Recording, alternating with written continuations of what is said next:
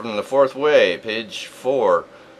We are made in such a way that we can live in 4 states of consciousness, but such as we are, we use only 2. Excuse me, my eyesight's terrible. I'm going to remove my glasses.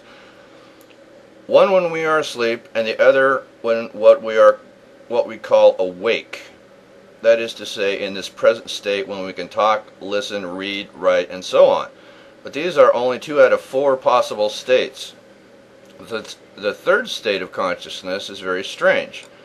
If people explain to us what the third state of consciousness is, we begin to think we already have it. The third state can be called, in italics, self-consciousness. And most people, if asked, say, "Certainly, we are conscious!" exclamation mark. A sufficient time or repeated and frequent efforts of self-observation is necessary before we really recognize the fact that we are not conscious, that we are conscious only potentially. If we are asked, we say, "Yes, I am," and for that moment we are. But the next moment we cease to remember and are not conscious. So in the process of self-observation, we realize that we are not in the third state of consciousness, that we live only in 2. We live either in sleep or in the waking state, which in this system, the fourth way, is called relative consciousness. The fourth state, which is called objective consciousness, is inaccessible to us because it can only be reached through self-consciousness, that is, by becoming aware of oneself first, so that much later we may manage to reach the objective state of consciousness. So at the same time as self-observing, we try to be aware of ourselves by holding the sensation of "I am here," nothing more. And this is the fact that all Western psychology, without the smallest exception, has missed. Although many people came very near to it, they did not recognize the importance of this fact and did not realize that the state of man as he is can be changed, that man can remember himself if he tries for a long time. And it goes on to say that it's not a question of a day or a month, it is a very long study, and so on and so forth. And that's the introduction. I will give up the mic right now.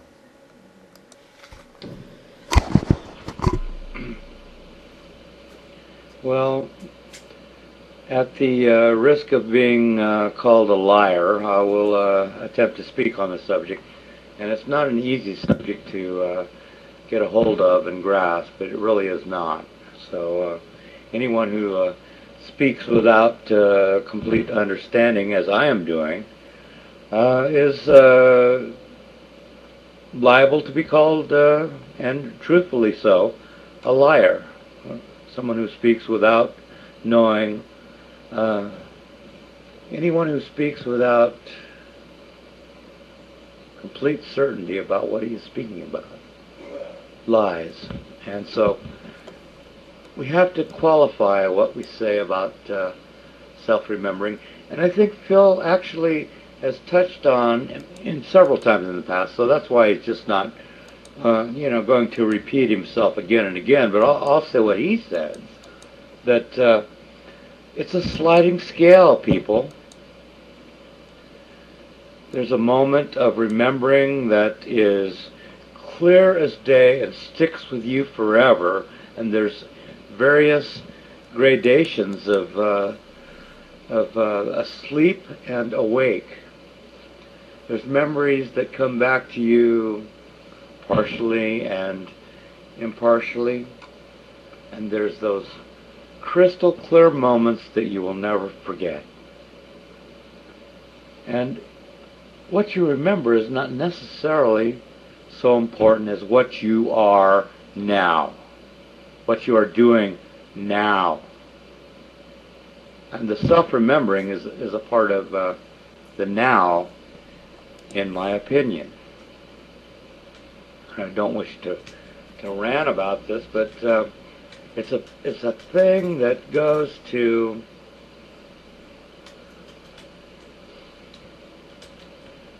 I think it actually is a thing that goes in a lot of ways to, we've talked about identification here in recent weeks, and I want to say that I thought it was very useful to focus on the fact that identification is the most insidious part of sleep,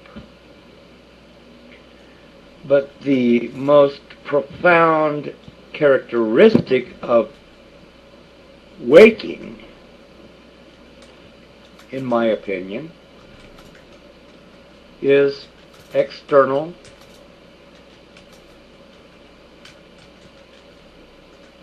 consideration.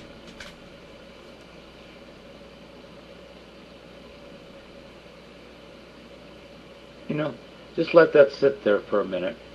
External consideration is the most profound and explicit description of what it means to be awake.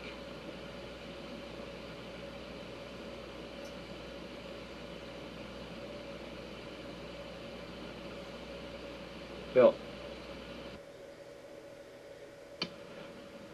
I wanted to say, I do find increasingly these days that I can only talk with what's in front of us to a way to talk about it in the moment, as of now, so, and in my own terms. And people who are keen on fourth way language, they can interpret it into that if they wish. So I can just share it. Now here's a notion. It came from the other day on the list. There's in recent days a lot of talk about ego and so forth. And this idea came to me. In terms of ordinary sleep of the bed, you wake up in the morning, you wake up in bed. You don't wake up on the floor. In the same way with living the life that you're trundling through your life, you wake up in your ego. You don't wake up somewhere else. You wake up in your ego. In this analogy, it's analogous to the bed. And as you wake up in the bed and you think, sheesh, this bed's in a state, it's time I put the sheets in the laundry or whatever, you can have the same notions about the ego because you're observing it from some place that wasn't hitherto available to you, or you weren't alive in it. You have a vantage point you didn't have previously. That seems, so people talk about getting rid of the ego and killing it off and all this. It's bonkers. No, when you wake up, that's where you are. You're in that ego thing.